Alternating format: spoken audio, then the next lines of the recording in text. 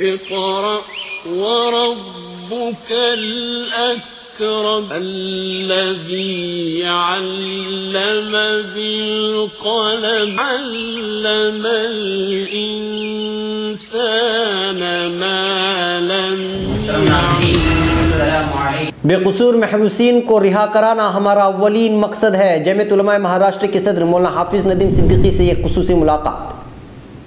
کشمیر میں صورتحال پھر کشیدہ. سیکورٹی فورسز کی فائرنگ میں ایک عام نوجوان ہلاک، درجنوں زخمی. وارانسی میں طلبہ و طالبات نے لگائے یوگی کے خلاف نعرے. گو بیک یوگی کے نعروں سے وزیر اعلیٰ ہوئے پریشان. ناظرین اب خبریں تفصیل سے. ممبئی مرکز میں بی جے پی حکومت کے قیام کے بعد سے فرقہ واریت نے جس طرح تیزی سے اپنا سر اٹھایا ہے، اس نے ہر ہوش مند کو تشویش میں مبتلا کر دیا ہے. حکومت کی پشت پناہی میں اس فرقہ واریت نے ہر شعبہ حیات پر اپنی نوکیلے پنجے گاڑ دیے ہیں، جس کے نتیجے میں ملک میں ایک ایسے خلفشار کی کیفیت پیدا ہو گئی ہے کہ نہ جائے رفتن اور نہ پائے ماندن کی حیثیت ہو گئی ہے. ایسی صورت میں ان لوگوں کی ذمہ داریاں مزید بڑھ جاتی ہیں جو ملک میں فرقہ وارانہ ہم آہنگی اور انصاف و عدل کے قیام کا علم اٹھائے ہوئے ہیں. جمعیت علماء مہاراشٹر کے صدر مولانا حافظ ندیم صدیقی جو انہی جیسے سپوتوں میں سے ایک ہیں، انہوں نے میڈیا کو دیے گئے ایک انٹرویو میں ایک سوال کے جواب میں کہا کہ بے قصوروں کی گرفتاریاں اس مفروضے کی بنیاد پر ہوئی ہیں یا ہو رہی ہیں کہ مسلمان دہشت گردی کے حمایتی ہوتے ہیں اور دہشت گردانہ کارروائیوں میں ملوث ہوتے ہیں اور ہیں میں بڑا فرق ہے. ایجنسیاں اسی مفروضے کی بنیاد پر مسلم نوجوانوں کو نشانہ بناتی ہیں اور ان پر ایسے دفعات کے تحت مقدمات درج کرتی ہیں کہ جن کی قانونی پیروی نہایت پیچیدہ عمل ہو جاتا ہے اور اس عمل میں برسوں گزر جاتے ہیں. بالآخر یہی نوجوان جنہیں دہشت گردانہ وارداتوں کا ماسٹر مائنڈ بنا کر پیش کیا جاتا ہے، عدالتوں میں بے قصور ثابت ہو جاتے ہیں. ہمارے سامنے ایسی بے شمار مثالیں ہیں جہاں ایجنسیوں کے دعوے عدالت میں فکشن ثابت ہوئے. میں آپ کو یہ بتاتا چلوں کہ آج تک جتنے بھی مسلمان دہشت گردی کے الزام میں گرفتار ہوئے ہیں وہ تمام کے تمام محض عصبیت، شک، کسی ملزم یا مجرم سے تعلق و شناسائی اور سب سے بڑھ کر یہ کہ حکومتی و خفیہ اداروں کی منصوبہ بندی کے تحت گرفتار ہوئے ہیں.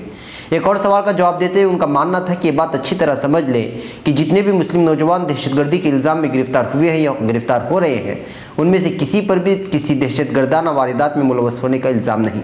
ایجنسیوں یا پولیس کی تشدد کی بنیاد پر اعتراف جرم کی بات اور ہے، مگر حقیقی طور پر ان پر جو الزام عائد ہیں وہ مستقبل کے امکانات کے تحت ہے، یعنی کہ دہشت گردانہ واردات کرنے والے تھے یا یہ کہ ان کی منصوبہ بندی تھی. جبکہ جتنے بھی ہندوتووادی گرفتار ہوئے ہیں ان پر الزامات کی نوعیت دوسری ہے. ان پر جو الزامات ہیں وہ یہ ہے کہ یہ لوگ ملوث تھے، میٹنگیں کیے، فنڈ اکٹھا کیے، بم سازی کیے، بم لیے گئے، دھماکے کیے وغیرہ وغیرہ. جب موصوف سے یہ سوال کیا گیا کہ جمعیت علماء مہاراشٹر بے قصور ملزمین کے مقدمات کن کی نگرانی و سرپرستی اور تعاون سے عدالتوں میں لڑتی ہے، تو انہوں نے کہا کہ ظاہر سی بات ہے ہمارے پاس اتنے وسائل تو نہیں ہیں کہ ہم اپنے بلبوتے پر ان تمام مقدمات جو پورے ہندوستان میں پھیلے ہوئے ہیں ان کی پیروی کر سکیں. اس کے لیے ہمیں لامحالہ قوم و ملت کے بحقاؤں کی سمت ہی دیکھنا پڑتا ہے. ویسے جمعیت علماء مہاراشٹر جمعیت علماء ہند کی نگرانی اور امیر الہند حضرت مولانا قاری سید محمد عثمان منصور پوری، صدر جمعیت علماء ہند، قائد ملت حضرت مولانا سید محمود اسد مدنی، جنرل سیکریٹری جمعیت علماء ہند کی سرپرستی اور مخیر مسلمانوں کے مخلصانہ تعاون سے بے گناہ محروس مسلمانوں کے مقدمات لڑتی ہے. جب یہ سوال پوچھا گیا کہ آپ جمعیت کی جانب سے کون کون سے اہم مقدمات کی پیروی کر رہے ہیں، تو جواب ملا کہ جمعیت کی جانب سے ملک کے بہت اہم اور بڑے سمجھے جانے والے مقدمات لڑ رہے ہیں، جن میں نمایاں طور پر 26/11 کا حملہ سید ذبیح الدین بنام حکومت مہاراشٹر جو بین الاقوامی سطح کا مقدمہ ہے، جرمن بیکری بم دھماکہ معاملہ، زاویری بازار سیریل بلاسٹ ممبئی، جنگلی مہاراج روڈ بلاسٹ پونا، انڈین مجاہدین قتیل صدیقی قتل کیس، اورنگ آباد اسلحہ ضبطی معاملے میں محمد عزیب اور فیروز دیشمکھ کی درخواست ضمانت، گوہاٹی اسلحہ ضبطی، Jama Masjid blast Delhi, Varanasi blast email case, bogus SIM cards case, Nashik سازشی case, UAP Pusad case, SIMI case, Bijnor دھماکہ سازش کیس، بوگس ریکارڈ کیس، سازشی کیس گلبرگہ، ISIS سازشی کیس، سیمی سازشوں case Bhopal, firing case Jama Masjid, Indian Mujahideen سازشی case Delhi serial blast case, Ahmedabad serial blast case, Chinnaswamy stadium Bangalore serial blast case کے علاوہ پان گاؤں اور ودگیر ضلع لاتور، آکوٹ، دھولیا، نواسا ضلع احمد نگر فسادات کے مقدمات وغیرہ ہیں. اس کے علاوہ بھوپال انکاؤنٹر میں 8 مسلم نوجوانوں کے قتل کا معاملہ آپ کو یاد ہوگا. ہم اس معاملے میں اسی انکاؤنٹر میں قتل کی گئے خالد مچھالے کی والدہ کی جانب سے ایک فریق کی حیثیت سے جبل پور ہائی کورٹ میں اس کی شفاف تفتیش اور خاطیوں کو واقعی سزا دلانے کے لیے عرض داخل کر چکے ہیں۔ ملحوظ رہے کہ جمعیت علماء مہاراشٹر کے تحت مولانا ندیم صدیقی کا سب سے بڑا کارنامہ دہشت گردی کے جھوٹے مقدمات میں ماخوذ مسلم نوجوانوں کی قانونی پیروی ہے، جو جملہ 160 مقدمات ہیں، جس نے ان کا تعارف ریاست ہی نہیں بلکہ ملک بھر کی ان تمام متاثرہ خاندانوں تک پہنچا دی ہے، جن کے اہل خانہ آج جیل کی سلاخوں کے پیچھے ہیں۔ یہ قانونی ماہرین کی اپنی پوری ٹیم کے ساتھ ان کے مقدمات کی نہ صرف پیروی کرتے ہیں بلکہ ان کے اہل خانہ کی کفالت بھی کرتے ہیں۔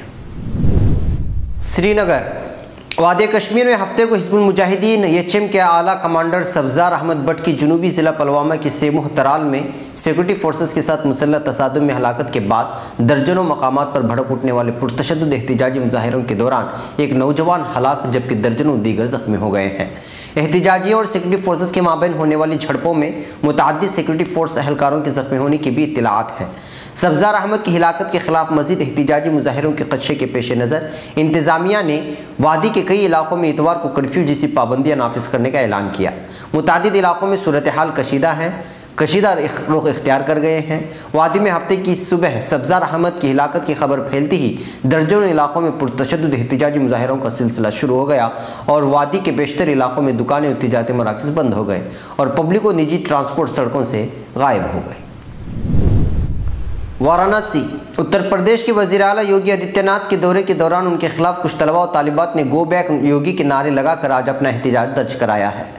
بھگت سنگھ طلباء فرنٹ سے منسلک تقریباً 1 درجن طلباء نے کاشی ہندو یونیورسٹی BHU کے صد دروازے پر ہاتھوں میں تختیاں لے کر مسٹر یوگی کی مخالفت کی۔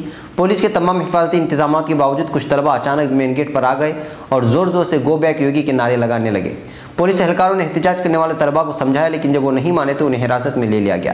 حراست کے خلاف طلباء کے حامیوں نے لنکا تھانے پر احتجاج کر کے رہائی کا مطالبہ کیا۔ مظاہرین طلباء کا الزام ہے کہ اتر پردیش میں یوگی حکومت کے بننے کے بعد ریاست میں امن و قانون اور مزید خراب ہوتا جا رہا ہے۔ سہارنپور میں نسلی تشدد لگاتار پھیل رہا ہے لیکن حکومت اسے کنٹرول کرنے میں ناکام ثابت ہوئی ہے۔ طلباء کا الزام ہے کہ بھارتیہ جنتا پارٹی کے لیڈر دلت اور اقلیتوں کے درمیان پھوٹ ڈال کر آپس میں لڑوا رہے ہیں، اس وجہ سے وہاں کشیدہ صورتحال ہے۔ اس سے قبل وزیر اعظم نریندر مودی کے رویندر پوری میں واقع پارلیمانی دفتر پر مسٹر یوگی کے پہنچتے ہی مسابقتی امتحان کی تیار کرنے والے طلباء و طالبات نے روزگار دینے اور فیس میں اضافے کے خلاف مظاہرہ کیا۔ مسٹر یوگی مرکز میں نریندر مودی حکومت کی 3 سال کی میعاد پورے ہونے کے موقع پر منعقدہ پروگرام کے علاوہ مرکزی اور ریاستی حکومت کی جانب سے جاری مختلف ترقیاتی اسکیموں کا جائزہ لینے کے 2 دن کے دورے پر کل وارانسی آئے تھے۔ آج وہ PHU میں منعقدہ سوچھ گنگا کانفرنس میں حصہ لیتے سوتنتر بھون جا رہے تھے، اسی وقت طلباء نے احتجاج کیا۔ ناظرین، یہ تھی فکر و خبر ویڈیو نیوز کی اہم ترین خبریں۔ مزید عالمی، خلیجی، ملکی اور مقامی خبروں کے لیے اسکرین پر دیے جا رہے ہمارے ویب سائٹس تک آنے کی زحمت فرمائیں۔ پھر ملاقات ہوگی۔ والسلام علیکم ورحمۃ اللہ وبرکاتہ۔